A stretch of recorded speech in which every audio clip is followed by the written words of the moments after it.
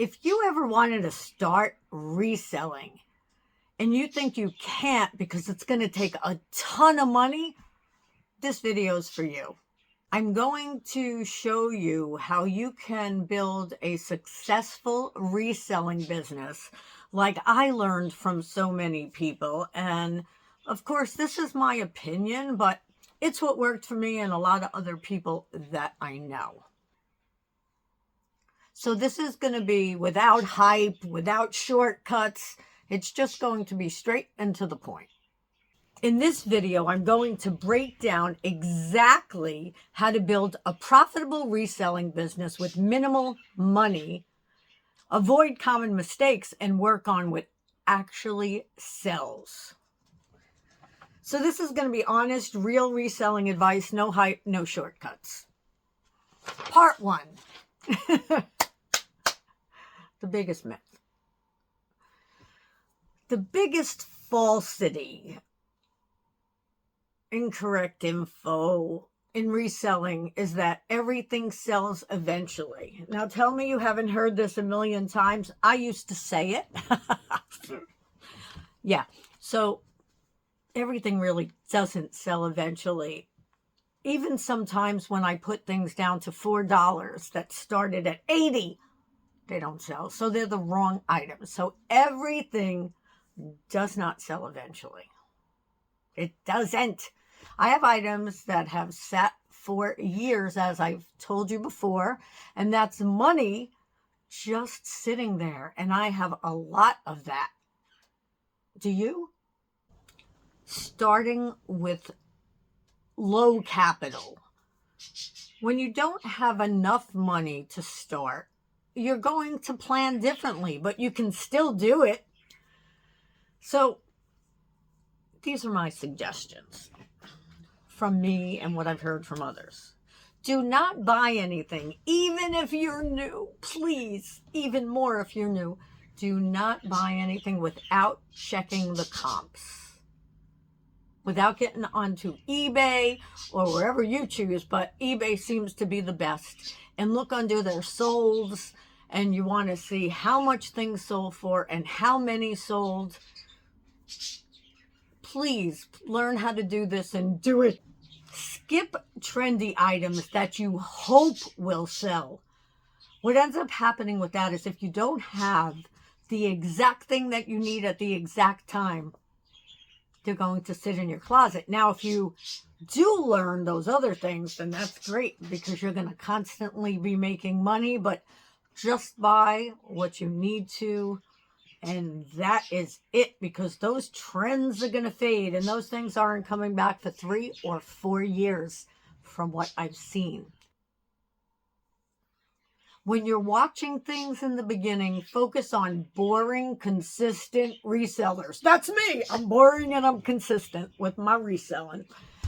No, but seriously, I didn't start watching other resellers until I got better and better. And that's how, as I got better and they got better, it was fun. It still is fun. I still watch lots of YouTubers. So profit doesn't come from what's exciting. It comes from what's predictable. This is why so many people in the reselling business are doing phenomenal. They literally study it and learn what's predictable. So what to source first? When money is tight, you have to figure these things out. So start from your closet. That's how I did it, as I've mentioned plenty of times. But then I went all full force crazy, and that's why I am where I am in these predicaments. Find things that cost very little compared to what you know you can sell them for in the beginning, because you will learn what sells, what doesn't. But you want to try and be as prepared as you can before you start this, please. Also, items that sell often, things that aren't gigantic, awkward, too long, too fat, whatever it is. Do your best in the beginning. try the whole time not to do anything like that if you don't know how to ship them. You just want to do easy things in the beginning. Also, I would look for shoes in good condition, whether you have them or whether you see them. If they're a very, very, very low price and they're shoes that are selling, shoes in good condition. If you find shoes that are very low in price and you see that they're selling and they're turning over quickly, I would look for those. Mid-range clothing brands with consistent sales, I would start looking to see what that is. And when I say mid-range, I mean not luxury and not Kmart, Target, unless they're collabs. Somewhere in the middle, somewhere like department stores. I'm going to say Macy and JCPenney for the older clothing, but other ones like Forever 21 and American Eagle. I'm not saying those are brands right now that are kicking butt. I'm just giving you examples. So more of your bread and butter type things, really. Small home items, those are mostly easy to pack. If they're breakable, be careful. In the beginning, I broke a few things. I haven't broken anything in a very, very, very, very long time. No, it's just me, Chris. It's just jewelry. Jewelry, if you watched my video, I believe from January 1st or 2nd, oh, it could have even been December 31st. It was a video about which items sold the most for me. And one of them was jewelry. That was my best selling item, jewelry. So take a look. I had to learn a little more about jewelry. I didn't do that till a few years later. And boy, I wish I would have learned sooner. And you can learn all these things by just watching YouTube videos or reading or looking up articles. Just make sure that you have reliable sources. Also, people say that they sell simple electronics accessories, so you can do that. I don't. Every now and then I will if I see something that I can't resist, but I choose not to. Why do I choose not to? Because sometimes things are working when they leave here and they're not working when they get there, so I don't really like selling those type of things. How about you? Do you sell electronics? What do you sell? And if you're just starting out, tell me what you're starting out with. I love hearing your comments. And I am going to say this one because of how important it is. Avoid heavy, fragile, or complicated when you're starting. It takes a while to learn your shipping breaks. All right, I already said that, so start here. Part 4, the real profit formula. Here's the formula that most people skip. Buying low costing items. List immediately. Don't start that death pile or money pile. And when I say that, I mean don't just buy things and not list them. If you can, come home and list them immediately. If not, do not put them away so that you list them. Don't let them just sit there, though. You hear me? Because that's a really important one. Believe you me. So reinvest your profits. Don't upgrade your lifestyle just yet. Just keep on turning those profits around.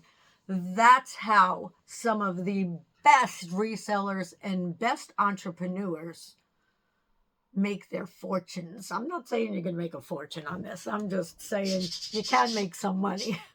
So the fastest way to grow a small reselling business in momentum, not perfection. Part 5. I want to talk about why most people fail. And I'm going to talk about this because I have many failures.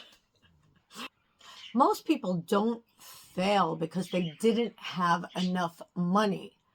They fail because they overbuy, like I did. So that's just money sitting. The things that I still have from when I had a thrift store, I haven't seen that money in years. So it's crazy. And I know it's a little bit different because I had a thrift store, but that doesn't mean I wouldn't have gotten there anyway. Also, people who don't list consistently, I believe, because whenever I list consistently, I definitely make more sales. Whether it's because you have more things going into your closet or not, and you're now in the algorithm more, I don't know what it is, but I know that I am 99% sure in my reselling business, that's when reselling items is easier. So, and when I say that, I mean, and this I used to do, that's why I'm saying this, don't list 20 items one day and then not list anything for another 5 days and then list 2 things, and then it's just not keeping up with you. Do your best, even if you have to put it into drafts. Let's say you only have 1 day a week to do it. Do it that day, but then put them into drafts, because then it's easy to just put them out there into the universe. You could just get them up there on your platform or into your closet. Another very important thing, don't wait too long to adjust your prices. I look up different items that I have in my closet every now and then just to see if the prices have changed, and really keep up with things like that. And if you need to change your prices, lower them, send offers. So reselling is data again. It has nothing to do with feelings. It has nothing to do with you personally. It's data. You're going to learn what sells, what to put in your closet, what not to. And that's going to help you figure out what to do, because it is fact. And you want to see the facts, basically. Part 6. Let's talk about realistic expectations. Like any other business that you have, even if you're doing this as a hobby, you're going to get out of it what you put into it. This isn't a get rich quick or anything like that. Hey, I'm sure it happens every once in a while. Kudos to those people, but I want to just stick with the real average person. Reselling is kind of like you learn once and it becomes the gift that keeps on giving. You know it forever. So once you learn it, you can change and improve and adapt. If you're consistent, if you're disciplined, if you're honest with yourself and others, small money can turn into real income.